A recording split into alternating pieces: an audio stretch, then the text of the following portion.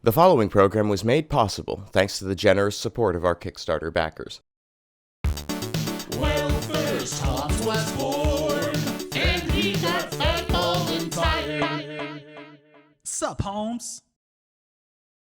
Beware your host, Jonathan Holmes!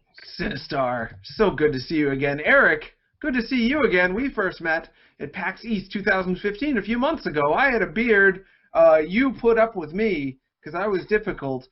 We shot the same video interview, if I remember correctly, 3 times. And actually, all 3 versions came out. I was just super nervous that they didn't. So I kept coming back to you, and the third time was the charm. It was a relative hit by PAX standards anyway. It was so nice to meet you there, and thank you for being on the show. What did you do? What game did you make? So, Social Justice Warriors. Some people may have heard of that. They sure have. It came out in May of 2014? Yes. Yeah. And almost a year ago now. Wow, that's right. Next month will be a year. How has this year been? How has your life changed since you released this video game? Oh man, it's been so many ups and downs. I mean, when I first made the game, I didn't really think it was going to be so consequential, because it was, May, months before Gamergate came around, so it didn't really seem like it was going to be such a big deal. And it was just in response to how I saw people throwing this word around, or this phrase in the video game community, calling people social justice warriors to dismiss them and tell people to sort of disregard their opinions. And in my case, it was this list of game journalists that I think you might have been on even. I think so. I'm on a couple of those lists, I think. I didn't make the list myself. It wasn't like bragging.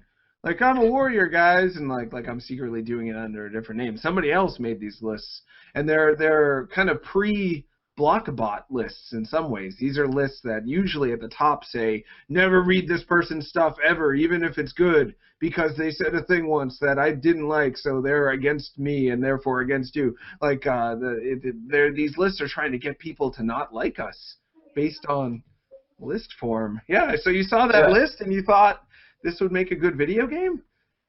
Well, I mean, it was something I saw not just in the game community, but other online communities, like even things you wouldn't expect, like stock market forums and things.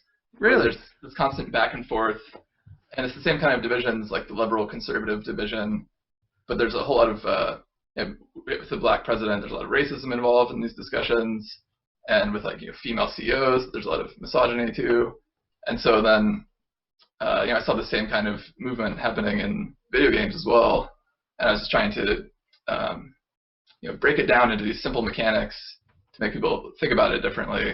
And rather than looking at the big picture, you look at the these tiny game mechanics instead. And in hoping that people would notice what their moment-to-moment decisions, their little decisions are doing on a broader picture if they were kind of chewed up and exposed to them as game mechanics. Is that right?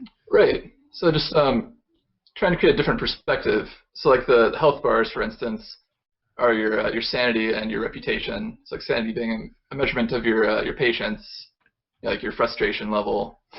And it's something that everyone has experience with. Like everyone who's played games, they're familiar with having a low health bar and that sort of panicky feeling you have where you're really alert for more enemies about to pounce on you, and you're desperately trying to find that med pack, in the next room so you can keep going. So that's something that everybody could relate to, whether they'd been attacked before or not online, and sort of mapping that video game memory to like a real life experience. Pretty bold. Think about the issue differently. Sure. Sanity is a tough term. It means something a little different to everybody, and it's kind of a loaded term. Like you're kind of implying that people lose their sense of reality online. I think you're saying that maybe, that they have the ability to gain it or lose it. Right. In retrospect, I probably should have called it patience or something more to that effect, because there's been a lot of confusion about that word. But Okay. I took it to mean like how well you're able to self-reflect on the fact that you might accidentally be awful. But sanity, it is a little bit tough because there's a lot of people who've been labeled insane who are very self-reflective and very thoughtful, but are having hallucinations or having mood fluctuations or having depression or whatever. But I'm not harping on you making any kind of a mistake. It communicates the idea, certainly. Yeah, like these people on the internet are driving me crazy. That kind of sanity.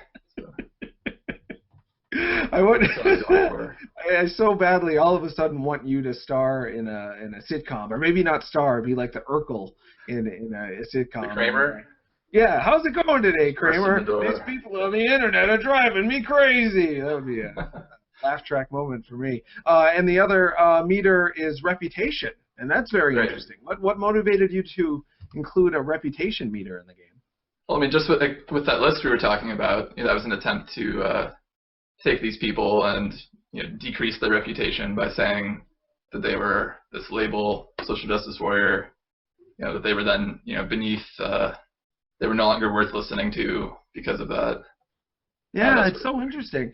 And have you, in your experiences online, do you feel that when someone announces, like, don't listen to these people, that anyone ever says, oh, well, in that case, they must not be interesting at all. If they're on a list of people that you must actively avoid, I would never be interested in anything they have to say. I think in every case it's always had the opposite effect. More interesting. So. Sure, people talk about how much they can't stand Total Biscuit.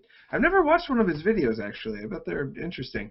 But every time they talk about how much they can't stand him, more people find out about him. And like the anti-Total Biscuit-ness started maybe probably around Gamergate, actually, in August. And I think he has like 100,000 more Twitter followers since then. Lee Alexander, a lot of people said never listen to her. She has like 10 times Twitter, or at least twice as many Twitter followers as she used to. Not that I'm like obsessed with people's Twitter following, but my long-winded point, it backfires when you try to knock somebody down. Is there any of that? Back when my game was on Greenlight, when 4chan would make threads saying to boycott this game or downvote it, I got more upvotes on Greenlight. I'd have these huge spikes every time 4chan did that. Really? I wasn't aware that 4chan did that. So maybe we can hear a little bit more about the arc of the reception of the game. So it comes out in May, and was there immediately like a huge sellout and everyone's talking about it, or did it go a little bit more under the radar at first? No, it was definitely under the radar. It immediately inspired this argument that people were saying it's a pro-SJW game, it's an anti-SJW game, and then they were fighting back and forth. So there were people who identified as SJWs who felt upset about the game because they thought it was making fun of them, and then there were people from the anti-SJW crowd who were upset that it was making fun of them, and also people who thought it was supporting them. And so we basically had these 4 different groups of people all fighting then about what it really meant. And actually on my website I've got a blog post about this where I screen capped all these different comments and put them together so you can see like directly the contrast between the people saying it's one thing and people saying the complete opposite. And it's kind of weird looking at them side by side, knowing that was like the same day that they were having these completely opposite interpretations of the game. But I think because of that suggests that maybe it was a success in that it was ambiguous and not really tipping one direction or the other. It's more about what you brought into it and were projecting onto it then from your own values. Sure, which is and what it's going for. Yeah, it sounded like you were making an effort to, which is so hard because I would call your game parody or satire a little bit. And there's this thing called Poe's Law, which you might have heard of, which is incredibly dangerous, where depending on your audience and depending on your technique, you can try to do parody or satire, but then you just do more of the thing you were trying to parody. And it sounds like you've made a strong effort to not fall into that. And in order to do that, because you don't want to mimic or join one side of this debate, which I'm still trying to figure out what it's even. Is it liberal and conservative? Is that the argument that's going? I'm still trying to figure it out. It seems like people tend to divide along those lines.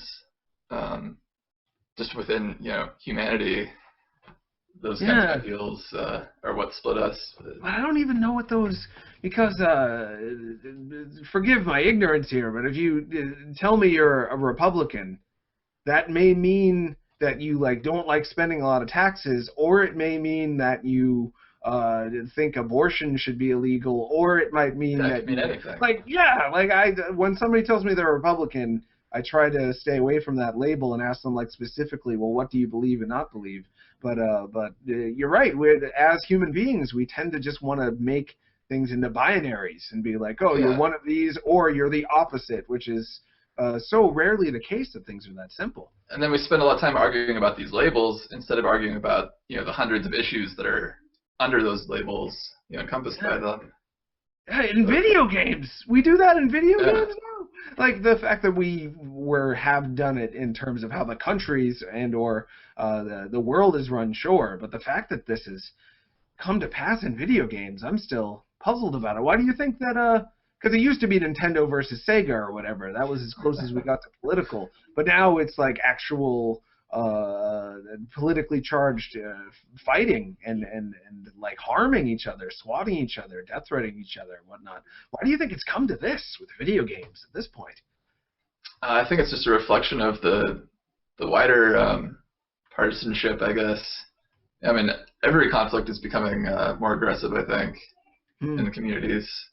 Probably the internet has a role in this, just the fact that we're not necessarily so separate anymore, these different communities that think differently from each other. On the internet, we're all connected through all these common interest groups like video games, where something both groups have in common that then brings them into conflict. Right. Both. Huh.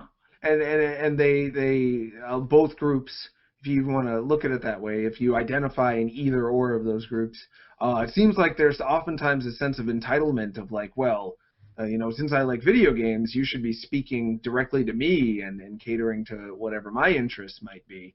And when that catering doesn't happen, you can get a pretty severe backlash, and people feel like they get a sense of joy out of fighting for being catered to. Is that what's going on? Who knows? That's a great response. So, but back in to a pre-internet era, you'd live in some community where people would think the same way you do, probably, with like friend circles that also think the same way you do, and you'd never even have to think about other people's points of views because you just wouldn't be exposed to them. But now you're kind of just constantly being bombarded with everyone's point of view. I mean, if you look on any comment section of any article, you're going to get 1,000 different opinions, and then you have to make the choice. Are you going to start arguing aggressively with people or not? I mean, that's going to be something that's with us for a while, I think. Yeah. Do you think that expanding? Do you think internet etiquette will evolve to a point where we just kind of take it to not mean the same things that we take it to mean in real life? Like if somebody says things to me in real life like they do online, I would probably have to like physically defend myself. I would be afraid about some of the things that I hear from people. Whereas online, it seems like people are more and more developing this. It's almost like the movie What Women Want, starring Mel Gibson. Have you seen that? No. Oh, you should check it out tonight. Make it a Mel Gibson Easter tonight. Oh, perfect.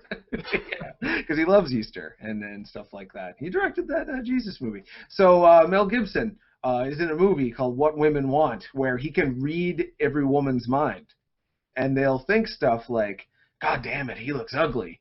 But he doesn't get offended because they didn't say it. Like if you say it, it implies the intention to offend and attack and disrespect somebody. You can't help but like think what you think. So he uses the information that they think he looks ugly and then tries to work the situation to his advantage after that. He tries not to get offended by what women are thinking. And the internet is almost like we're all just psychic and reading each other's minds because people are totally unfiltered and they don't think that they're being seen and they don't really get that they're affecting somebody on the other side of the screen necessarily. So they just spit out whatever and you get to read their minds, but it can be kind of a mind. Yeah, after seeing that online, I'm glad I don't have telepathy. That'd be quite a burden, I think, to go through life like that.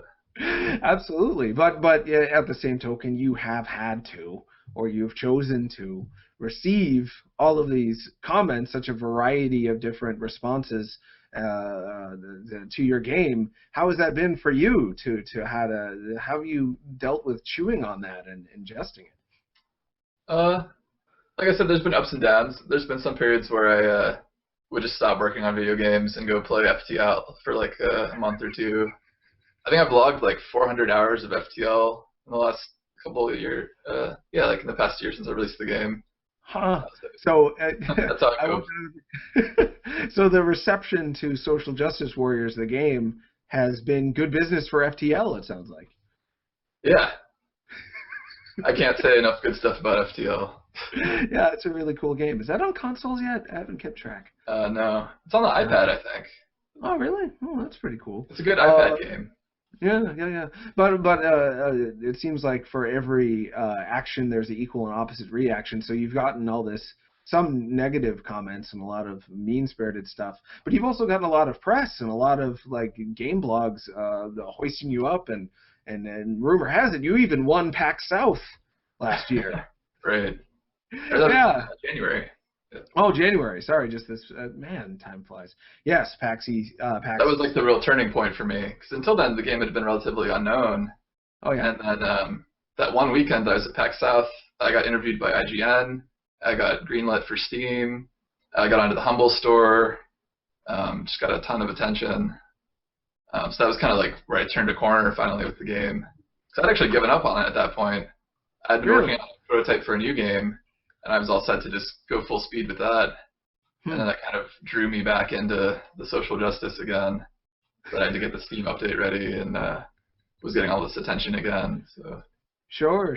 What was that like when suddenly PAX South 2015 it turned that corner? It felt good. I mean, after hearing for 6 months that it was such a terrible game, I started to believe it too. I mean, the people who have negative things to say usually are the loudest. So when that's all you're hearing all the time, you kind of start believing it, right? Huh. So I was ready to just move on, start new games, and get Forgive past me it. for being a little foggy on it, but the arc was the arc like it comes out in May, and then not many people talk about it, and then Gamergate happens, and then people start hating it and like complaining about it, and then PAX South 2015 happens, and then people like it. Was that kind of how it went?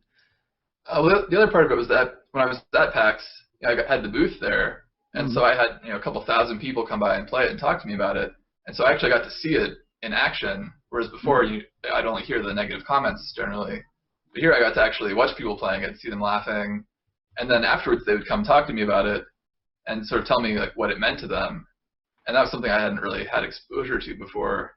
So they would they'd tell me some story about something that happened to them and how they saw that experience in the game and how it made them question how they had acted in that event, and if they should have done something differently, or if they could do something differently in the future. And that was what I was going for. So it kind of gave me the validation that it actually works, basically, the way I intended it to work. Yeah, I'd imagine. But, oh, man, I'm really feeling like an intense sympathy for you right now, because if you make a game that basically says partisan politics in video games is bad and it's bad for us, then both sides that like loves partisan politics are going to feel attacked by it and claim that it's propaganda from their other side. Basically telling like a bunch of people who love cake is bad for you. You're going to be considered like the evil bringer of anti-cake, and they're going to hate your guts. That's kind of what happened to you, it sounds like. Yeah, it was kind of weird. Like when I first released it, there were people from the indie game community who I thought would have been supportive of it and would have like actually understood it, who were actually trying to badmouth it and spread rumors about it, and that was kind of odd to me. Whoa. Like the people who I thought would have actually like gotten it, Sure. Spread rumors that it was like made by bad people or something? Yeah, they seemed to think that it was being made by one of the anti-SJW crowd and was trying to target them. Huh. It was weird to me also because I saw the sales figures, and so I knew that there were not that many sales compared to other people talking about it, so that they must not have played it. They were just looking at the title and making a judgment based on that alone. And the fact you really that need to play it to understand what it's trying to do. Sure. But on the surface, you do see that the character, the social justice warrior character, looks just like who they're fighting. It's a hunched over person with longish hair. The gender is ambiguous, and there's no. Stepping away. So that sends a painful message to a lot of people whom are going out there thinking that going on Twitter and spending the day talking about how much they don't like some other group, regardless of if that group is, regardless of who the group is, to say to them, well, you're kind of like the group you don't like because your action, regardless of your philosophy, your action is just like, let's talk about how much the other guys suck all day. That's a pretty hard pill to swallow for a lot of people, I'd imagine. Yeah, that was what I was trying to show, that sort of symmetry within the game, that even though the one side is presented as expressing these bigoted beliefs, and they're clearly using these fallacies that have been labeled logical fallacies, and the other side sometimes is saying those too. The same sorts of employing that same sort of fallacious logic, even within the game. Even though I don't label it, I kind of want the player to notice sometimes the warriors make some fallacies of their own, and the fact that they look the same, they have the same health meters on either side. They're not necessarily so different. The difference is just in how you the player choose to act. You have the option of being the bad guy through your actions, depending on how you choose to play the game. And that's the way it is in real life. I mean, every choice we make, that's totally up to us. But we control what kind of person we are ultimately. Sure. Yeah, and the fact that you look just like one of the people on the other side doesn't mean you have to act like them. Like you were, to me, it didn't. I love the character design in the game because it's so neutral and it doesn't speak to a goodness or a badness at all. It's just a complete blank slate. So you can, from there, fill in the blanks as you see fit and be the kind of character you want to be. Right. I was trying to present it more like a mirror that's being held up, and whatever beliefs you bring into it, you project those onto the game, and then make some sort of realizations, hopefully, and get something different out of it when you leave. So it really varies. People have gotten all kinds of different things out of it. Have you ever had, this has reminded me of a talk we had with David Fox, who made Zach McCracken, and before I forget, in the chat, we're going to be giving codes away for the Social Justice Warriors on Steam, and also games on GOG.com, goodoldgames.com. I think some of the games we're giving away are Zach McCracken, so stay tuned for those in the chat. That could be fun. But yeah, David Fox was talking about how so much of how video games work is what we fill in for those blanks, and you might project something without realizing it, and you'll take that projection as reality because you can't discern the difference between what you're seeing and what you're putting into what you're seeing. And he used an example. It was funny when I was talking to him. I remembered something happening in his game that was like brutal and terrifying, like a monster tearing you apart, and it never happened. I just imagined it and remembered my imagination as though it was an actual event, because he made a game where there's this black screen and a monster just like growls at you, and I was like, I'm sure it could kill me, so I remembered that it did, but it never actually did. So my long-winded point is, have you ever had people say, oh yeah, I can tell the design is slightly different on the good guy than the bad guy, like the good guy seems a little nicer and the bad guy, or do people always get that they're exactly the same? Oh no, it's varied both directions. People think it's making fun of the SJWs even. Oh yeah. Not one-sided. So. Sure. So what? Again, maybe we should back up a little bit because we just jumped right into Social Justice Warriors. How long have you been at this video game development thing, and what motivated you to keep going with it? So it's been sort of a off and on thing. I guess my first exposure to making video games was this MMO that I was involved in, The Matrix Online. Did you ever hear about that? That was back in 2005, I think. Yeah, I've heard of it, but were you involved in making it or playing it or both? So both. I started out playing it, and I wasn't really that into it. And then I got this invitation to join a sort of like a volunteer program to make the story for it. So it started out under Monolith, and they had this really ambitious idea that they were going to have like a team of actors and story writers who were making these live events that would happen on like a weekly or monthly basis for the players. And so there would always be these actors in game as like the movie characters. And then they quickly ran out of money for that, of course, and fired all those people. But they wanted to keep that going. I think around this time they also had sold it to Sony. So then I joined on as a volunteer with Sony, where I was basically picking up the slack of that missing team. So at that point, I was then writing the stories for this game for like monthly events that would take place. And I started getting really into it. So I was designing these big puzzles, like ARG type things. And you had an audience of like a couple hundred people following it and trying to crack all my puzzles. So that definitely influenced my way of thinking, because it was, it's not like where you make a game and you release it and then you see the reactions. It was an ongoing experience. So I would get to build a story and have an idea of where the story was headed, but then I'd get to also see how the players were reacting to it as it went along, and read their theories on the forums. And then in the process, I might see, oh, this guy has a better idea, and then I would kind of change the story in that direction. Or some of the like false theories they had, I would build, these extra little arcs out with the red herrings that they would follow.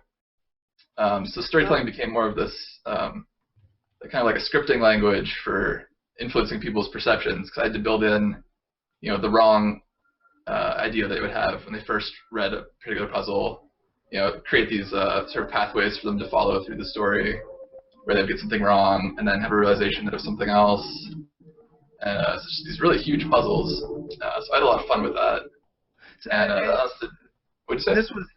This was in game? Would you like write a script and send it to a coder who would put it in the game, or was this like separate from the actual game but a supplement to it?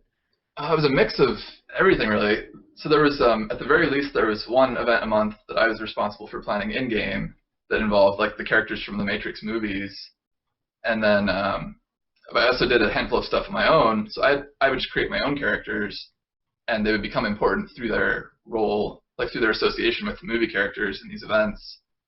And then that gave me more freedom to just act on my own in game. So I had maybe 30 character roles I was playing over a period of years, on like multiple accounts too. So I had like, there were times when I'd be in game talking to myself, and so the players, they thought I was a whole team of people when I was just one guy.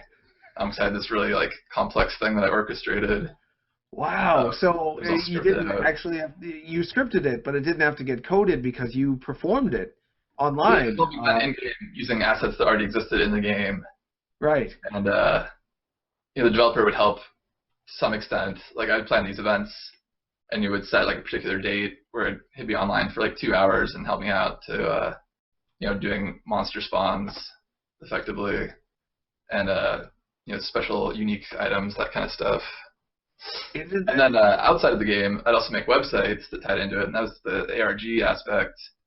So the players would be breaking codes and trying to solve these puzzles. Like the hardest one, I think, was I wrote this huge document, and then I translated every word into a different language, using 10 different languages.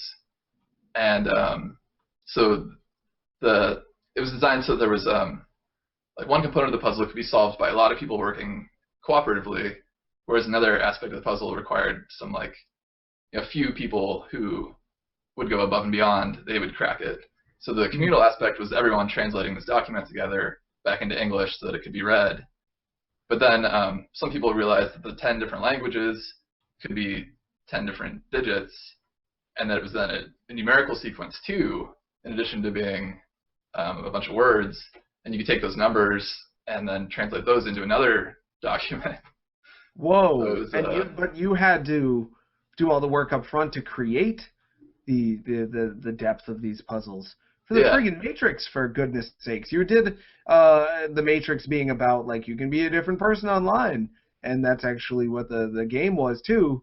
And you kind of lived the Matrix for a while as somebody on the robot side, on the computer side. You were like the computer. I was architecting this huge conspiracy for them to unravel. And wow.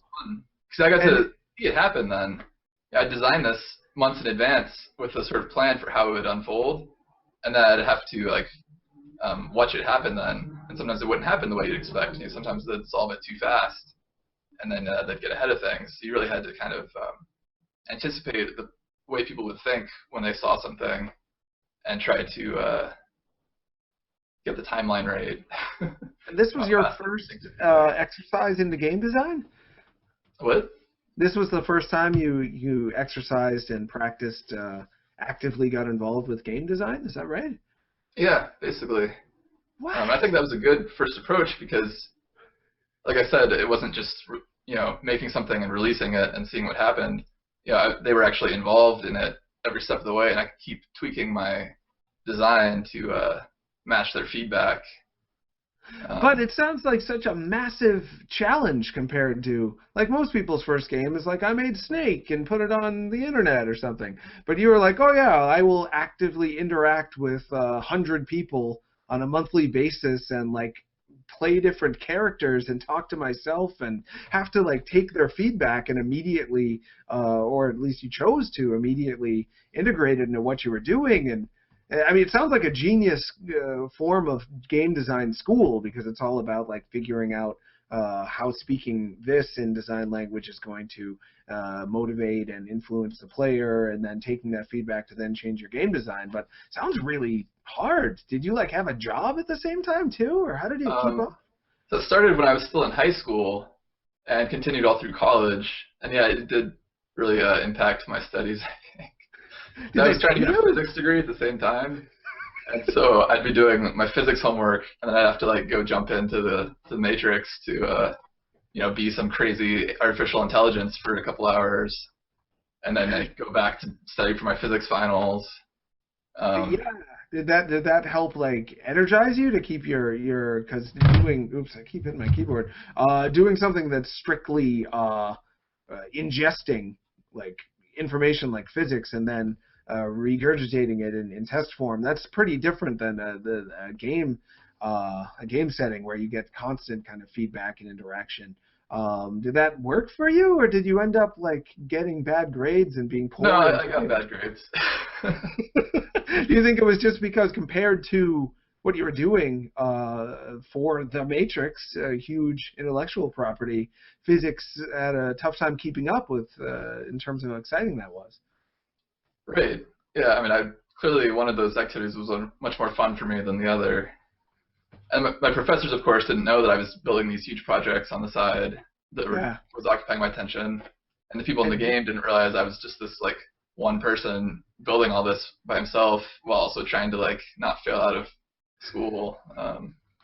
You're the second developer. Lives, basically. Yeah, no kidding. Huh. Like The Matrix, Neo. He's like a sad, gray world, good-looking nerd in real life, but then he gets to at night jump in there and wear a trench coat and shoot the bullets. Did you ever get to play Neo or any of the characters from the movie? No. Well, because the movie was set after, or the game was set after the movie, so he was dead. Oh, right, and, after the trilogy, sure. Anyone else? It was good because they created such a good setting that was kind of underutilized because it was so focused on that whole Messiah story. Mm-hmm. So I really had fun with that, just being able to write stories that were set in their wider world about just programs rather than being about prophecies and things. Yeah. Sure. I was trying to focus on more on the down-to-earth, those gritty hackers trying to stay alive and programs developing weird personalities. Yeah. It's rife for potential. I hope The Matrix comes back one of these days. If the Ghostbusters can suddenly get 2 sequels announced, I'm sure The Matrix could come back in a few years too. So you did that, and you finished college? Yeah. You did? And then, unfortunately, I got out with my physics degree still right at the height of the recession. So. Oh. Yeah. That's okay. You knew you liked game design though, and yeah, The Matrix, Sony already had shut that down a couple years prior. Mm-hmm. But yeah, it did give me the idea that maybe I could start making my own games. So I always wanted to be a writer, but the whole idea of writing a novel and having it edited and then published without having any feedback, that seemed kind of restrictive after having had that other experience. Mm-hmm. So the video game process where you prototype it, you put the prototype out there, people tell you what it's like playing it, you keep updating it, refining it.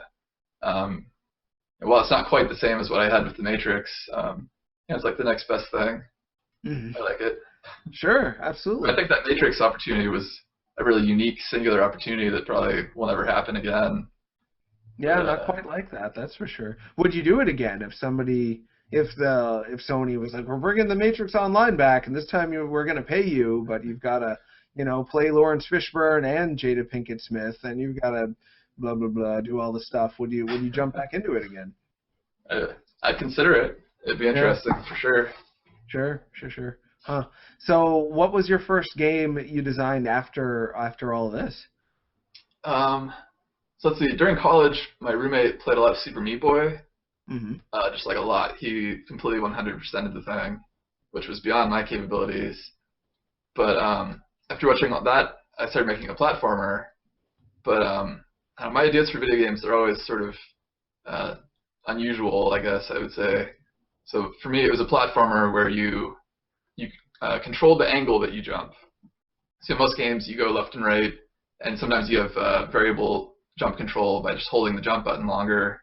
Mm-hmm. But for me, I was you controlled the angle, so you had a huge range of motion with your jumping then. Huh. And how would you go about controlling the angle with the control stick or control? Yeah, the thumbstick.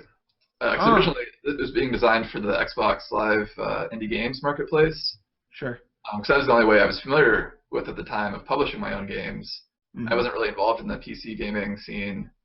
But I knew that you could publish to the 360, so I was just focused on being a console game dev. Mm-hmm. So yeah, I spent about 2 years working on that. There's still a prototype on my website that people can play. It's got What's like the 50 game called? levels. What do you say? What's the game called? After Death. Oh, cool. You control the Grim Reaper. Your scythe gets stolen by a robot, and you have to chase it through a series of afterlives. So you start off in the Greek afterlife, and there's all these references to Greek mythology, and then you you come out in the Norse world tree, Yggdrasil, and then you have to climb this tree. And so it was going to be that each world of the game was a different mythological afterlife, and it had a very different gameplay style for each one too. So the Greek one was all about exploration, where it was dark, and there were a lot of just kind of open worlds that you had to try to find your way through with enemies. Whereas the Viking one was more like a battlefield, and it was all about risk taking. So there were a lot of pendulums swinging back and forth, and arrows flying, and you'd have to always be rushing forward into what seemed to be apparent danger in order to proceed. It was fun, but did you get to the Christian afterlife? Did you get the Old Testament, New Testament afterlife? Did you get to that? No, it kind of took a turn in the this Aztec maze. Really? And then when you came out of that, you were in a volcano that was it was like an afterlife for candy. There was this whole candy kingdom built on the side of a volcano that was like a sugar volcano, and you're outrunning this sugar lava down the side of a volcano while these candy people are melting around you. It got kind of weird. sounds great. But were you thinking you would eventually challenge probably the most well-known afterlife myth these days, Judeo-Christian? Were you ever going to go to that, or is that a little too risky to even touch that? Well, so it was progressing from older mythologies forward, but you jump straight from the Aztec one to the candy one, which was more contemporary, and then there was sort of like a dream nightmare world, and then you end up in the real world, in like an office building where the robot had originated, and so then you had to run a gauntlet of these robots platforming to the top of their headquarters, corporate headquarters, where you discover that all the humans are dead. So all the enemies that you'd been harangued by throughout the levels, that was like the entire sum of humanity that you were going through. And they'd built this robot with the intention of achieving immortality, and the robots figured it out, but not until after all the humans were dead already. Huh. There's going to be all So these lab-coated skeletons sitting around in the office chairs. and you killed them, or they died some other way? I don't know. It wasn't going to be clear how they died. Just that Yeah, but if humanity you're death, had it's kind of ended. implied it's your fault. I'd guess you're like the Right. singular death. You are the Grim Reaper. Well, part of the idea was that these mythologies are all human constructs, that we Mhm. believe in them and created them. And the idea was that they kind of just drifted away and kept acting within themselves, even though humanity had forgotten about them. So death within the game was not necessarily really death, but just someone's idea of death that had been dreamed up centuries ago. Sure, Made a whole dreamed up. Grim Reaper Exactly. society. So I'm glad you said dreamed up because of when you go into the dream nightmare level, is that when it starts to spell out like your concept of the afterlife is actually just a expression of your subconscious's idea of what life and death is. It's not necessarily real. It's so weird. It's just, not to make it about me, and I want you to answer that question in a second, but I'd be remiss if I didn't take note of the coincidence here. When I first got out of college, I wanted to make a video game, and it was called Miracle Jesus, the Lost Nightmare, that takes place during actually what we're dealing with right now. Today is Easter. It's a wonderful day of celebration, of renewal, and spring hopping up on us. The game was about the 7 days, I think it was 7, where Jesus was dead, and like what kind of weird dream he had, because I figure being dead is just like dreaming if you're Jesus anyway. So the whole game takes place in his head during those 7 days, and then at the end he gets out and he like fights an octopus and stuff in his dreams. Anyway, yes, we've had You similar should make ideas. this game, John. I can't make any video games, Eric. I'm There's not never like been you. a better time to make games. There's so many tools out there. It's so hard. I already have like 4 jobs. I work for Nintendo Force. I work for Instructoid. I'm still a therapist. I'm a behavioral health therapist for people on Saturdays. They don't know about this stuff, thank God. The one who almost found out. That would have been a nightmare. That would have been a lost nightmare. But anyway, I thought you yes. meant they didn't know you were their behavioral therapist. Oh, that they know. They just Kind of don't know nice. that I rant and rave about video games like 90% of the time that I'm not doing that. But anyway, yes. Did I only have 2 jobs, so I at least have some free time still. sure, to play FTL. Right. Sounds awesome.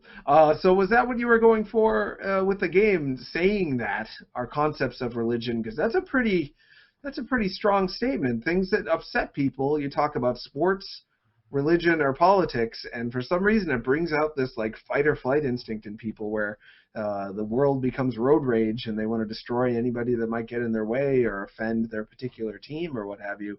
To say religion is kind of like a weird abstract dream, or afterlife concepts are a weird abstract dream. That could have been a bit dicey. Was that what you were going for? Maybe. I don't think people would have been so much offended by it because the only mythologies portrayed in it are ones that are so ancient that people don't practice them anymore. But Yeah. um, Right, and that's one of your goals, I guess, is to not offend people to the point where they can no longer grab the message. Because if you accidentally insult somebody, they're not going to listen to you after that. They're just going to want to fight you. Though the Aztecs, I suppose the Aztecs could have been about it, or worshippers of Thor and Odin. maybe. Do you think you'd ever get back to that game? It sounds like your imagination is still filled with embracing of it, and there's some passion Well, still there. The thing is, I've got so many ideas that like I feel the need to just keep going forward. Like I've got a notebook here with like 30 underdeveloped games in it, so I think I'm more interested in just pushing ahead and making some of those in the next couple of years. Huh, that's exciting. Have you started work on anything new yet? A couple prototypes. So the reason I actually started getting into video games originally was I'm really interested in procedural narrative, and so I really want to try to make this an engine for RPG where it generates the story on the fly as you play instead of being scripted in advance. And it's pretty ambitious, and it'll take years of work, of course. That's sort of what I'm trying to work towards. These other games, they're more building a foundation and just learning how to program games in general. So Afterdeath was just my first attempt ever at making a game. 2 years, too, you spent on it. It's a long time. Yeah. And then that ended immediately when I started making Social Justice Warriors. which that only took 4 weeks to make originally. That was kind of just like a snap judgment thing that I was Did going to you make this do it game. with a team, or did you do the graphics? Did you do everything involved with it? I hired someone to do the music and someone to do the pixel art. Art is definitely my weak point. I'm probably going to need to hire artists for a lot of these games I'm making. So Sure. Huh. And 4 weeks later, it was done, and then it was released in May? yeah, like I started working on it right after GDC last year. So I went there and I talked to a lot of people, and they'd always say, what game have you released?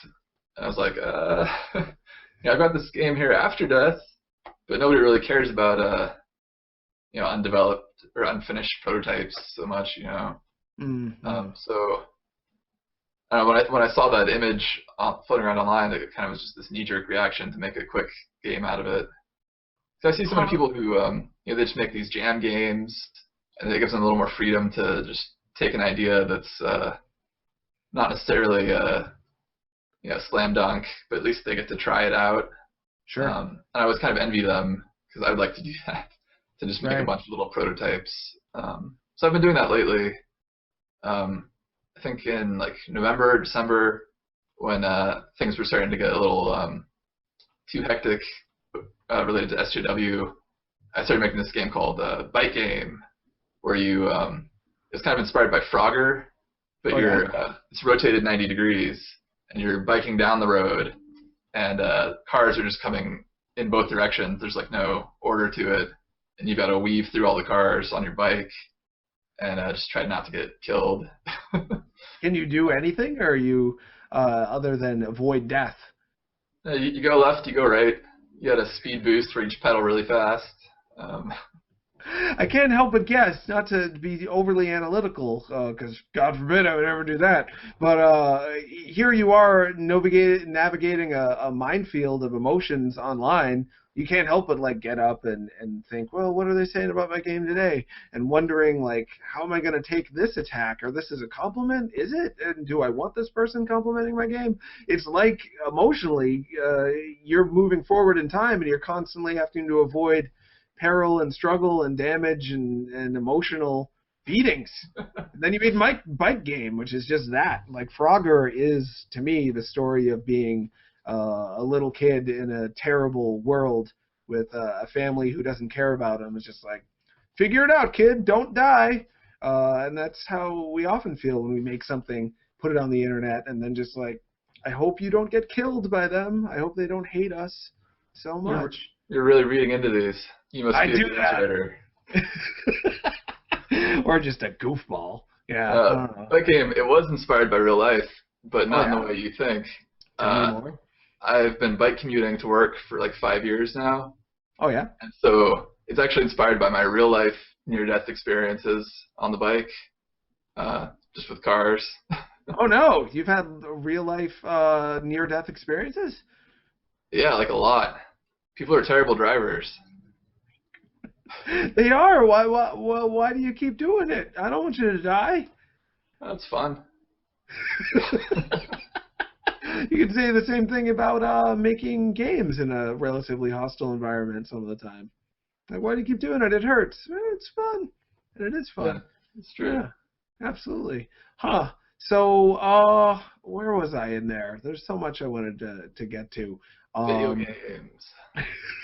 Yeah, there's tons of them. Have you gotten any helpful advice from other developers who have picked up your game and learned from it? Have you been interacting with other developers much? There's a lot of developers who've been supportive of me. I mean, there was a few points where I actually was talking myself out of releasing SJW, and people had to sort of talk me back into it then.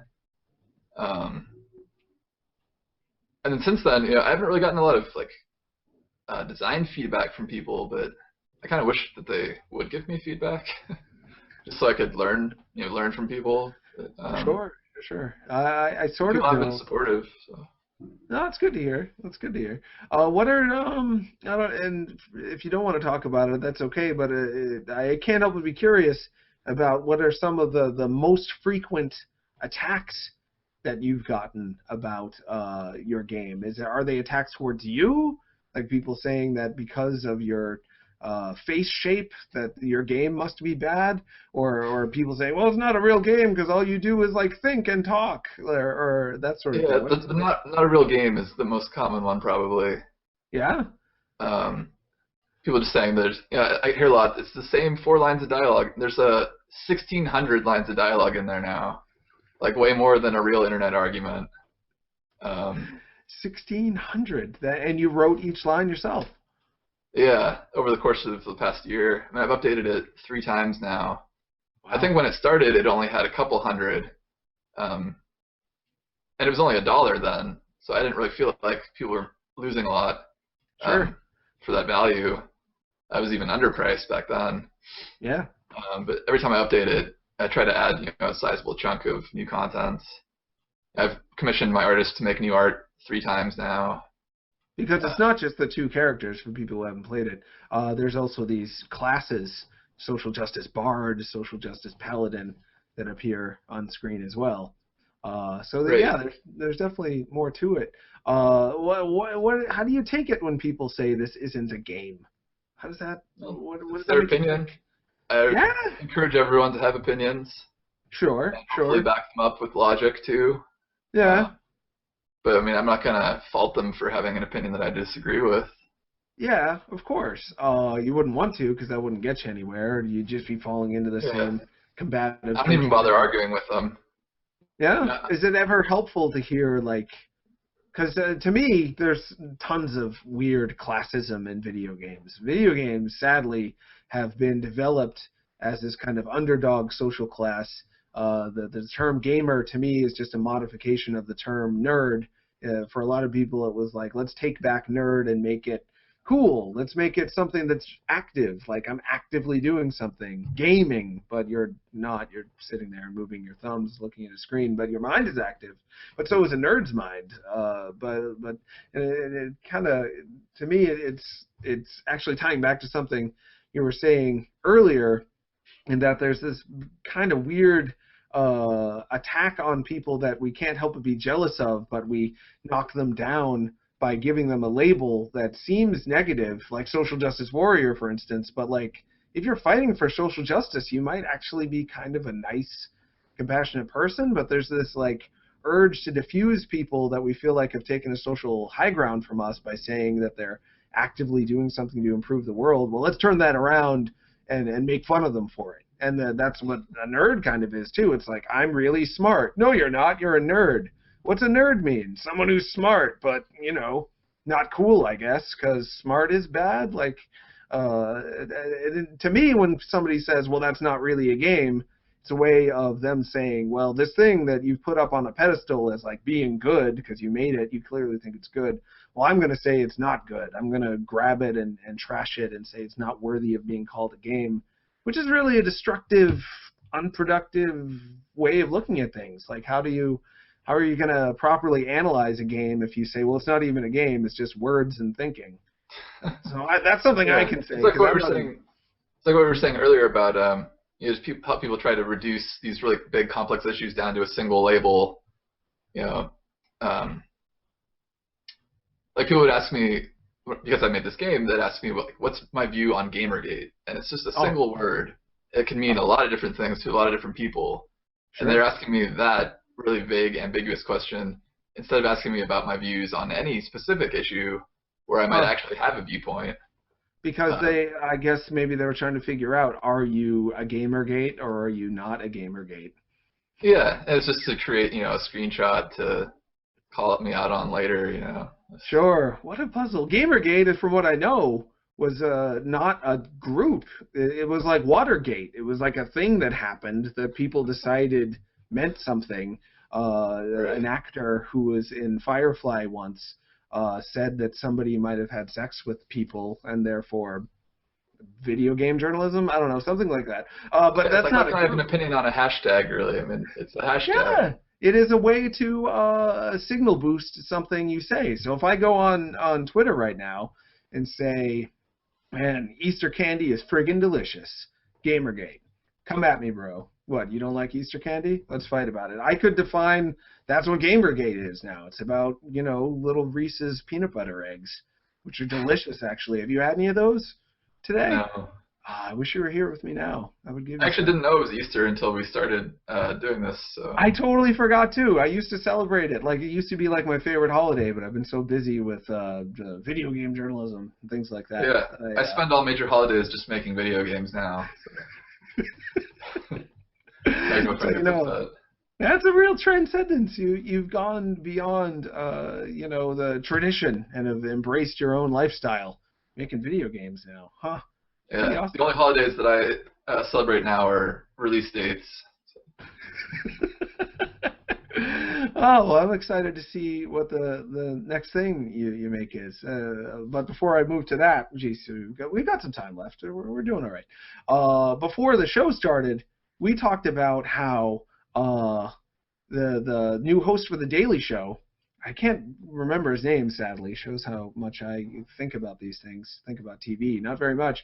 But I did notice that people have gone back and dug up his old tweets and used them as evidence that he is a bad person because in 2010 he said some stuff that sounded kind of crummy. Trevor Noah, according to Sinistar, who just sent me a text message, is his name. That's an attack in your game, isn't it? Digging up people's old tweets? Right. Was it the two Quoque attack, saying you also did this? You know, this thing that you now say is bad, you did it once, therefore you can't say it's bad now. It's kind of this belief that nobody can ever change. You know, it's kind of a weird thing in American culture that like if anybody ever admits they were wrong, that's like seen as a bad thing. Which I think it should be something that we celebrate for people. You know, learning from their mistakes. That should be a good thing, right? So, Did you study psychology? Because you seem really interested in how human beings think and how they perceive things as social animals as well. it's just a personal interest, I guess. Yeah, well, so you might. I was always the guy who would enjoy sit in the back of the class, not because I was slacking off, just because I like to like watch what everybody else was doing. Like the subject matter in class wasn't necessarily interesting. Sure. But seeing how everybody was like interacting in the classroom was always more interesting, I guess. Yeah, and that ties into, I mean, it is an unusual thing that you chose to work really hard on that Matrix Online game. Sounds like you put in a ton of effort into it. And if I'm understanding correctly, you weren't paid for it, or you weren't paid very much for it? No, I was totally volunteer. Wow. That says so much about you as a person, about how involved and excited you can be about both game design and human interaction. And it does not surprise me that you then made a game about human interaction.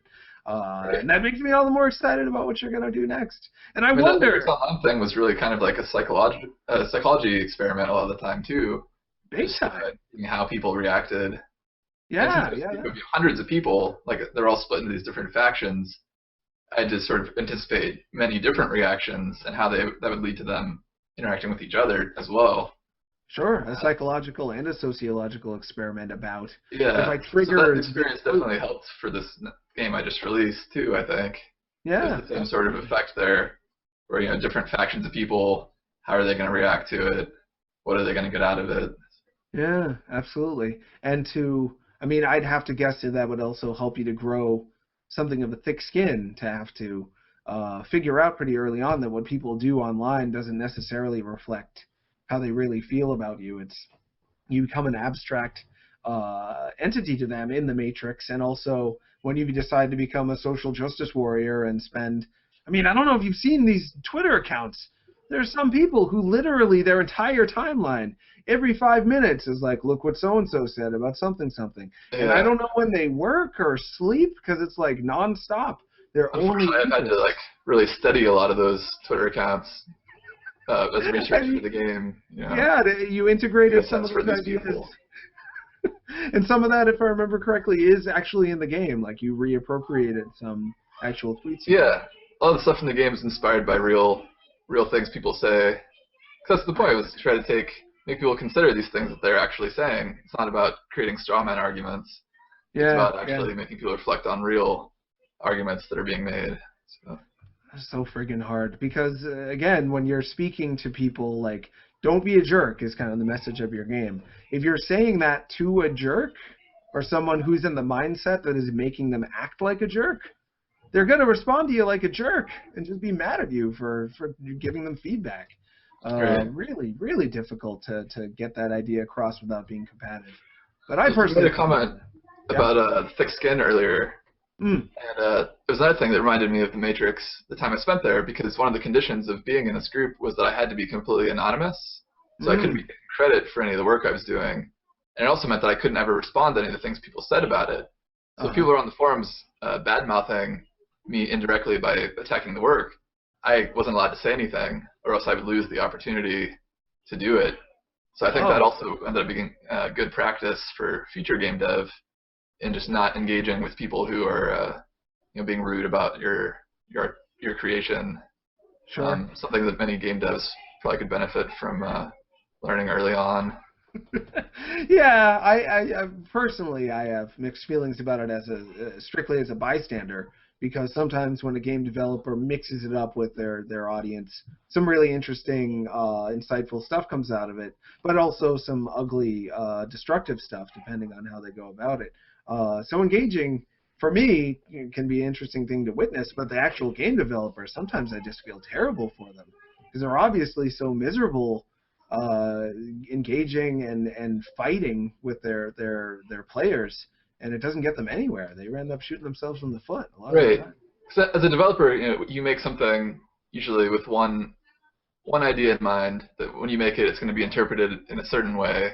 But the fact is, people are going to come at it very differently, just based on their own personal baggage. They'll see different things in your game.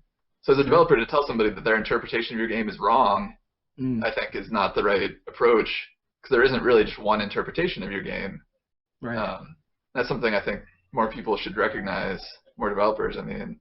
Yeah, be helpful to them. You're not just creating one interpretation. You're creating it's just like when you make a painting, there's not one way to look at that painting. A lot of people are going to see different things in it.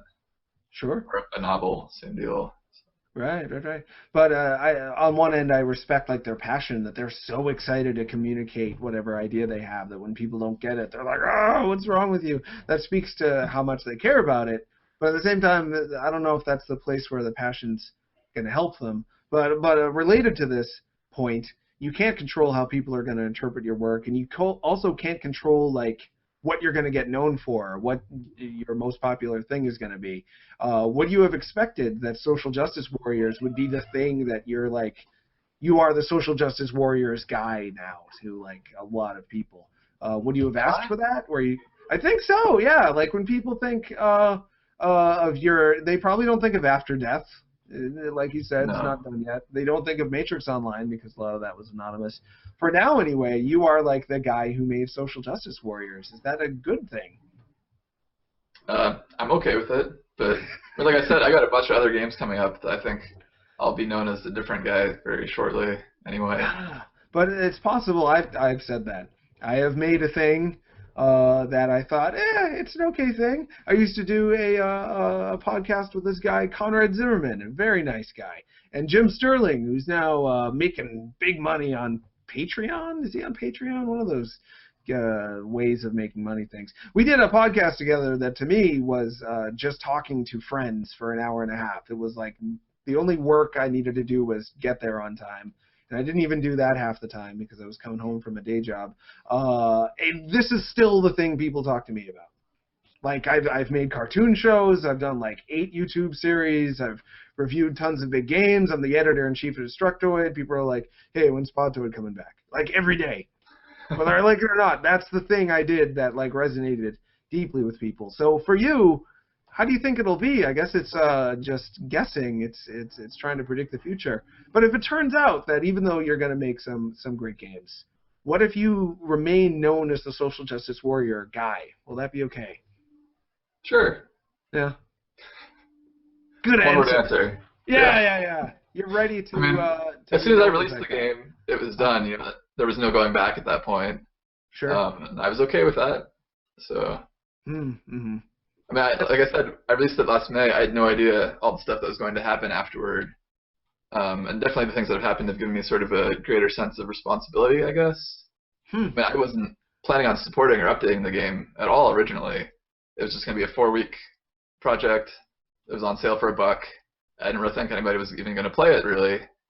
And but then as the game became more relevant, then I felt a sense of responsibility to keep updating it. 'Cause I think I released the first update to it sometime in August, and then like a week later was when Gamergate started. And so it was like every time I updated it, something happened that made me feel more of a sense of responsibility to keep updating it again. Huh. But that sense of responsibility, not everybody would have it. Some people would say, well, I put it out there, it's done. I don't want to harp on this. I don't want this to be the thing that I'm known for necessarily, so I'm going to move on from it, especially with all the harsh feedback you were getting from people who, for whatever reason, just were turning it into a personal thing, your game. They weren't just looking at it as a video game. They were looking at it as a part of whatever political agenda they were pushing around. So, I do yeah, feel you that stuck way with it. now. Yeah?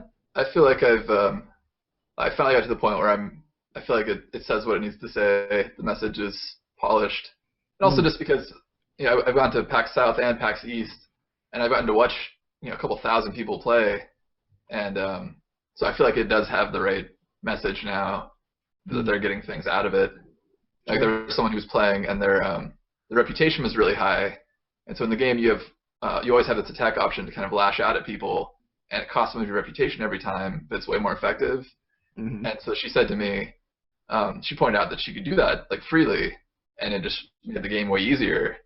And but then she thought about the real life parallel. She said, does that mean that I'm really popular and I'm just using my popularity to lash out at people? And when she thought about it like that, she didn't want to do it anymore, even though it's just a video game and it's just purely mechanical.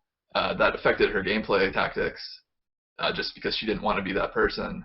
And so that was the kind of thing that I wanted to achieve with the game. Just lots of little things like that that might make you think about the world differently, and you take that back into your own personal life. After you shut the game down, that might change her behavior or how she sees other people acting online. Sure.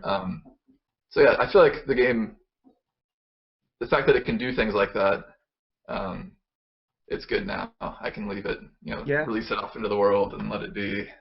What if Move on somebody to came to something you better. and said, we want to put it on the Nintendo 3DS and the PlayStation Vita and all that stuff? Would you care about a console port at this point? Would you want one? It would really depend on the circumstances, I guess. Sure, not impossible, but you're clearly not like super excited about it because it's so readily available on Like computers. I'm in the Xbox Indie program, and so I could pitch it to them to put it on the Xbox 360 or Xbox One. But I don't know if I will, or if they would even want it on there. It's not really a console game so much, but yeah, it doesn't. never know. Yeah, huh? Would you ever want to make a sequel? No, that's just a general thing. I don't want to ever make a sequel. Yeah. I have so many ideas in every different genre of video games that I don't really want to spend time revisiting ideas I've already made when I could be making something totally new. Sure. Do you have that feeling of like, I have this many years where I'm alive and it takes Oh, this long definitely. to make... Right now I'm grappling with, I have this many years until I turn 30. Like I've got to achieve this many things by then before I have to be like really an adult. I have good news for you from the world of being a 38-year-old. You don't actually ever have to totally grow up, I don't think. As long as you pay your bills and don't go to jail and have food and like a roof over your head, you can kind of do whatever you want. I'm pretty sure. I hope so, because I'm almost 40, and that's how I've been going about things. And so far, so good, I think. Almost 30. Good This advice, is John. terrible. Pay your bills, don't go to jail. That might be a good video game mechanic. And they have to work against each other, because in order to pay the bills, you have to like maybe do some like Office Space style white collar crime where you're I think taking. you're talking about Papers, Please? Somebody already made Holy crap! They already that. made Won a bunch that. of awards. Lucas Pope. I've been trying to get him on the show, but I don't know if I have a good email for him or if he just doesn't like me. And I think I saw him at a comic book store once. Either that or it was just a guy with a really good mustache. I'm not sure. My But imagination anyway. is some secretive guy who lives off the grid somewhere. Well, like you, from what I've gathered from his story, he was like, I'm just going to make some video games, and they're not going to be that weird. And then he's like, oh, well, I got kind of a weird idea for a game that's a little bit like non-game, but still a game. We'll see how that goes, and all of a sudden, it's just what people were hungry for at that time, and it's done incredibly well. Now he's making like a black and white pirate game, so that'll be fun. Right. Yeah. What are you going to do next, do you think? What are you leaning towards the most? Okay, so I got a couple things that are in the works. Okay. So like I said, I want to work on procedural narrative. That's like my holy grail project at the end of the road. Sure. And so I'm trying to keep moving in that direction. So I'm actually trying to work on someone else's game and just do the story generation for an existing game. And that game is Black Ice. Oh, yeah. You talked to me about Black Ice at PAX East 2015. I did not know you were working it on a couple times. Pretty cool. And tell us about Black Ice. What the heck is that? So it's this cyberpunk hacking game that takes like the 80s vision of the internet, you know, with all the neon glowing Tron-type world that you navigate through. And you hack corporate database servers by shooting spiders with lasers, basically. It's the most concise Are you way to shooting explain actual it. spiders, or is this like Matrix spiders? Are you like in a computer world when you do that? Yeah, you're like in a digital computer world, like Tron, and all these neon spiders and like jellyfish things, floating jellyfish that shoot lasers, and there's like a giant hammerhead shark. There's a lot of aquatic stuff, actually. Wow, that sounds really cool. Aquatic stuff speaks to me to the idea that you're not really in a traditional physical space, that you can kind of go anywhere. Because swimming Right. is as close as we ever get to flying, so that speaks to the idea of the internet being a place where you can kind of make your own rules as you go. So it's a first-person shooter then? Yeah, it's I think he usually describes it as being like Borderlands by way of Tron. Oh, Where all right. You get all kinds of guns and level up. They even have the disc from Tron. It's one of the weapons, like the boomerang frisbee thing that you can Sure. throw. Yeah. That's a little risky. Did they change the shape of it or anything? Did they? Not my department.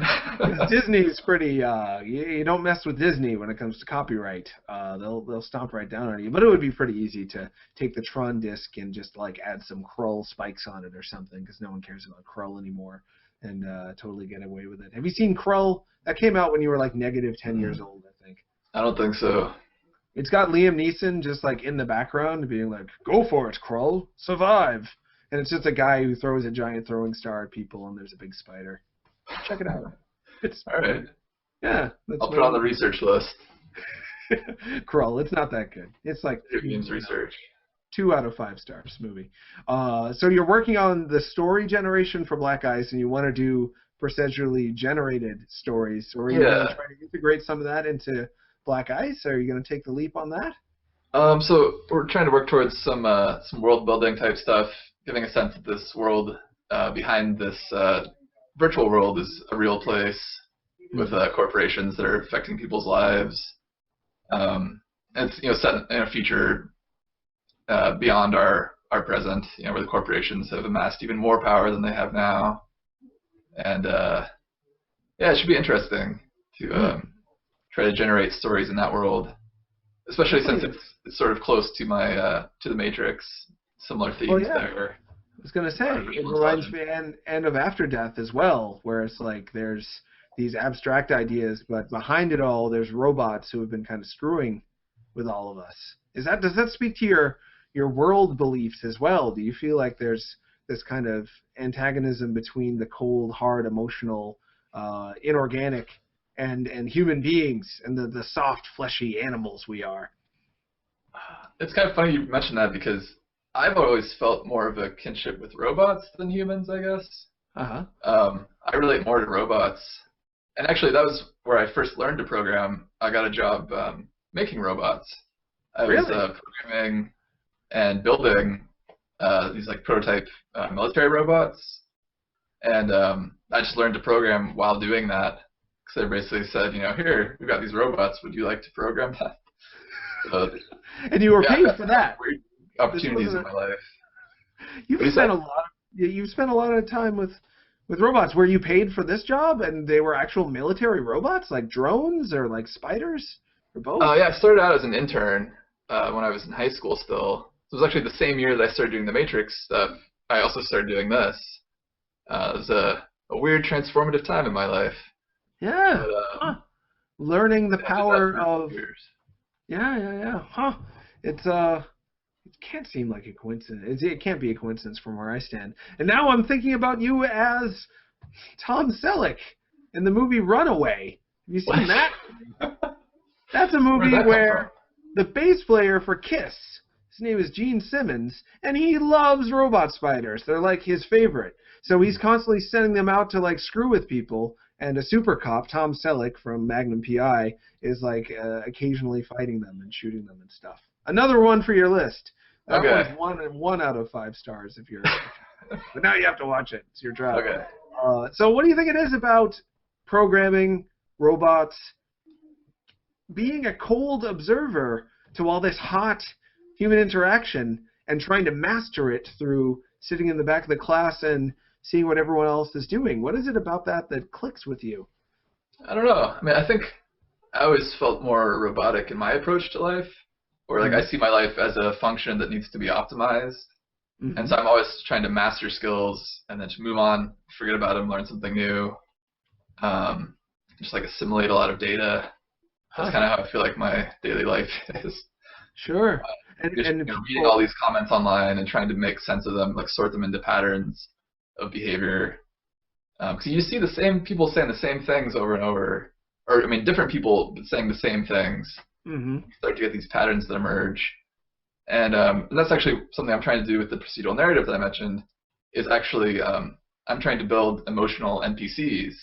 So I mean, normally NPCs are very background static. They have a few canned lines of dialogue, but that's all they do. You know, they tell you, I lost my son in the war, and then they say that 100 times if you click on them 100 times.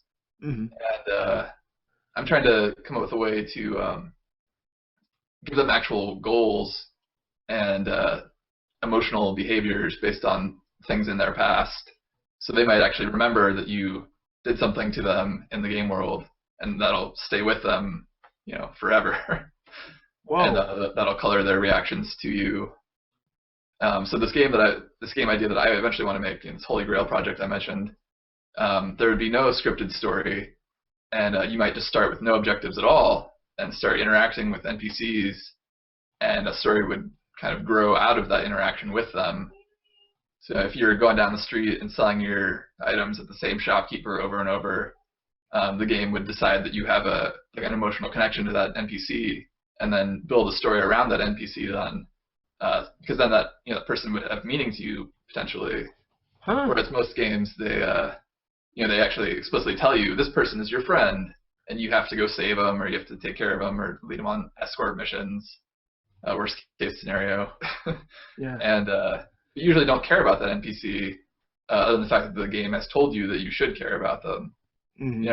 But you might actually find them really annoying in reality, and Sure. kind of regret that you're saddled with this NPC. So I kind of want to take a different approach and make the NPCs be the focus of the story, like give them some sort of agency themselves relative to you, the player, that we haven't really seen in games yet. Yeah, I wonder you would know more about it than me. Is it because is the reason we haven't seen that yet because people don't know how to do it? Because you basically have to like create a little brain. You have to almost recreate a human psyche in every NPC, which I imagine would be a challenge. But at the same time, we do all sorts of stuff that's amazing in video games all the time that I would have never guessed we could do by now. So is it a technological limitation that's caused people to not do this yet, or is it just a lack of interest? We just want to A little of both, I think. Yeah. There's a lot more academic interest in this area. There's a lot of academic people working on this and writing papers. And I try to keep up with that and read those and make sense of them. Mm-hmm. But there seems to be a pretty wide divide between the actual game developers and the people who are doing these purely academic projects. They don't really collaborate very much, it seems like. Huh. Like when I went to GDC last year, I went to a lot of the AI talks for AAA games like Splinter Cell and The Last of Us, and I was kind of surprised at how far behind they were compared to the academic people. Sure. The Splinter Cell talk, they were really pleased with the fact they added a new state to their state machine, where the NPCs would resume conversations after they'd been interrupted by the player. They'd go back to talking about what they were talking about before. But it was still just totally scripted. You just go back to the timestamp on the dialogue and hit play again. Sure. It wasn't really a huge advancement or anything. Mm-hmm. Whereas I'm guessing the academics, that was like what they were doing 20 years ago, from the sounds of it. I mean, they're focused on like long-term planning for agents and simulating worlds. Like semantic calculus is this area that I'm trying to look into now. Whoa. We're just defining a game world as a set of objects and like the interactions between them. So I'm not going to get into that now. But No, that sounds intense. Why do you think there's this divide between the academics who are studying AI and the game developers who are, I guess, more focused on what's going to make them enough money to keep their AAA? Do you think that's where the divide comes from? It's probably the money. I mean, there's just no money incentive to develop those new technologies when the things they're making now are already selling. Yeah. I think it would really be up to the indies to do the collaboration, because they're not so much interested in profit and more interested in creating unique new things. Sure, in theory, that might anyway. not have the same sort of cost-benefit equation that a AAA is looking for. Yeah, the AAA has to look for it. So it's tempting, at least for me, sometimes it's tempting to get upset at a big publisher and think, like, why do you only care about money? Then I remember, like, if they don't care about money, then hundreds of people, sometimes more, are going to lose their jobs. So they are kind of fear-based a lot of the time, because having a ton of money doesn't mean that you're rich and secure. It oftentimes means you also have a lot of responsibility to all your employees. Where a lone indie, or a near lone indie, a small team like you, I guess you could do it, but what kind of tech would you need to be able to create one of these? What is it, semantic calculus, you said? Good grief. How the heck is that going to work? Can you do that stuff? Like I said, it'd take me a couple years to work on this. And I might have to go full-time indie first before I actually would have the time to commit to it. But and I suppose you could do that if you put out a game that just kept bringing in money. I haven't talked to Edmund McMillan face-to-face in years, but from what I gather right now, he's still generating some money from Super Meat Boy. He's still generating money from Binding of Isaac. So he kind of just doesn't have to worry about that. I think that's what I've gathered anyway. Do you want to get to that kind of a place where you've put out a couple of games that just kind of sustain, and then you can go as far as you need to go in a new direction? Well, I think every indie hopes that they'll make one of those breakout hits and just be set. But I'm not expecting that to happen with any of my games. Yeah. But I would like to try to get to a point where I am releasing a game roughly every year to try to make profit to keep going, while also working on this big project on the side. That would be my eventual goal, I think. Yeah, that makes a lot of sense. For now, I got the day job still. Oh yeah? How do you like it? It's not as much fun as video games. Hopefully you won't have to keep it forever. You probably won't. And Black Ice, is that planned for next year, or is that way off in the future? I don't know when he's planning to release it. But I'm planning on starting some prototyping on that this month, and we'll see where that goes. Okay. I've got a little prototype already that I worked up over Christmas vacation, where it essentially just randomly generates cyberpunk names. Oh yeah. And the person sends you like an email and says, "Hey, remember me? We met at some place around the world." And then it's just it starts off a quest at that point, but then there's nothing else after that. Still, it's a fun start. It gives you a boost of energy to see that you can make something in this world. Was Black Ice part of the Cyberpunk Game Jam for a while back? Do you know? He's been working on it for like 2 years now, too. Oh. He started around the same time I started After Death. Oh, okay. Huh. I don't know what its origins were. I think it actually started as like a puzzle game. Oh, yeah? That somehow turned into an FPS. Huh. That's pretty cool. Yeah, maybe you should have him on the show and talk to him about it. I would love to. That would be fun. What's his name? Super Duper Garrett Cooper. How could I not have Super Duper Garrett Cooper on the show? That would be a lot of fun. Yeah, I'll get in touch with him for certain. I don't know if we may get questions, we may not. It's been a grab bag, and most weeks lately I've been just kind of ranting through the questions before we even get a chance to get them. Just been so excited lately. I don't know why. Life is We got a lot of rants here. Yeah, I tend to do that. With just a few minutes left in the show, I think 4. Is there anything you wanted to get to that we didn't get to? Something you want people to know? Something you want people to think about? I think we've already provided a lot of food for thought. Me too, but now we have 4 minutes. So I wonder what'll happen. Talked about ProcGen, I talked about the Matrix. We covered a lot of stuff. Talked about making robots. I was still curious about what do you think it says about you that you relate with the robots. We talked a little bit about it, but you can always go further, introspect. Because you're a caring guy. To me, you seem quite nice, empathetic. The robot, you seem it to me. Robots not known for their empathy necessarily, but do you just... That's exactly what I want to work on, is that sort of higher level thinking. Like making one that's empathetic. Sure. What did you say? Making a robot that's capable of empathy. Yeah. That's what I'm getting at with NPCs. It's basically an extension of what I wanted to work on back when I was actually working on the robots. Back then I was forced to work on things like navigating, buildings, using cameras, rudimentary low-level stuff. But really I want to be working on the high-level thinking, like how does a robot navigate, a city like a human, for example. Sure. There's a lot of things that go into that in our brains that it's tricky to program. You try to program every single rule, or do you try to program like recognizing patterns that a human might recognize? Like we use the color red to signify danger and warnings, for example. So I always wanted to try to work on that high-level behavior for a robot to interpret our world and just try to learn to think like a human.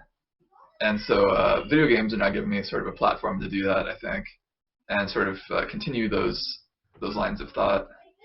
I think the virtual space.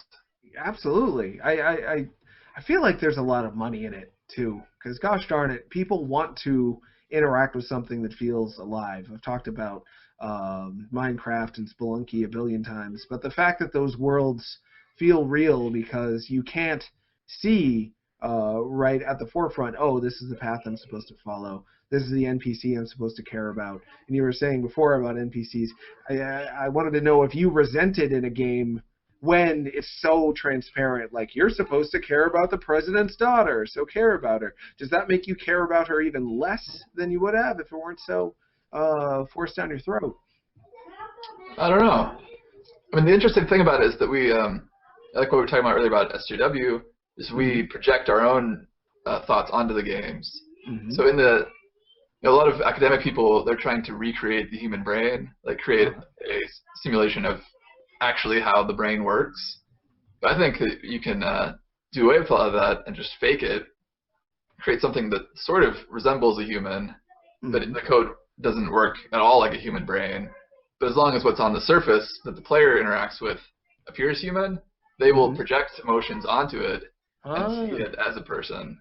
Absolutely. So something can be coded that's not really fear at all. It could be a number related to something completely different. But the human player will see that and think, oh, this person is afraid, and feel a need to protect that NPC. That's more what I'm going towards, I think. Just faking human emotions. Have you studied any acting or looked into how acting works? No. Other than that acting I did for The Matrix, that was my little first-hand experience there. No, but I wonder from that experience, did you learn that the whole less is more trick? If you don't show exactly what you're thinking, people will. As for what I've gathered, a lot of actors, not to be mean to actors. I do some acting, I guess. I'm on a show called Samus and Sagat every once in a while, where I play Street Fighter 1's last boss, Sagat. But if you show exactly how you're feeling, you tend to bore people because you make it about you. And they're like, yeah, there's nothing much to engage with there. I don't get to do the thinking and feeling. This actor is like, all over the place. And it's like, just go away. You feel like you're covering me in slime with all your emotions and thoughts. Whereas if you're like a Tom Cruise or Sylvester Stallone or Robert De Niro does this incredibly well, he'll just look in the camera and be like, we're going to do it. People were like, "Oh my God, I felt all of his pain and his fear." But like you're saying, they give you nothing, which leaves all this open space in the vessel for you to project all the feelings you're having about the situation and the scene. So what you're saying is very smart stuff. So many I think actors. Yeah. there's the old rule in writing that always gets thrown out: show, don't tell. Uh-huh. And I think that applies very much to video games. I think that's a good video game lesson.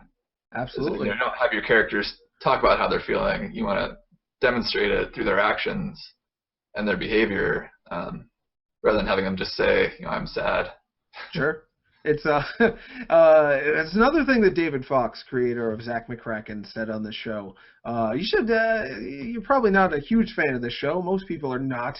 Sadly, I'm not as big as PewDiePie yet, but someday people will just care about video game developers so much that the show is hugely popular. Sure, it's gonna happen. But you should check out the David Fox episode. What a neat guy. He said a lot of the same stuff that you said, but he's like 30 years, 40 years older than you. He started a non-profit to like teach people how to use computers in the 70s, and he was the guy that hired Tim Schafer to get his first job at LucasArts. Very good episode. Much like this episode, Eric, you did fantastic. Thanks for being on the show. Awesome. Glad to be here. Yeah. Yeah. Oh, that's good to hear. Where can the people follow you? Where can they see what you're doing next on the internet?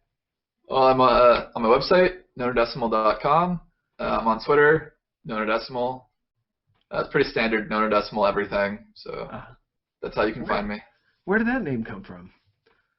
So, like many things, it all leads back to the Matrix, where my player handle was 10011, which is binary 19. And because that identity had to be kept secret then, I had to work from a condition of anonymity. I would still secretly sign my projects by having all the numbers summed to 19, like in all my story stuff.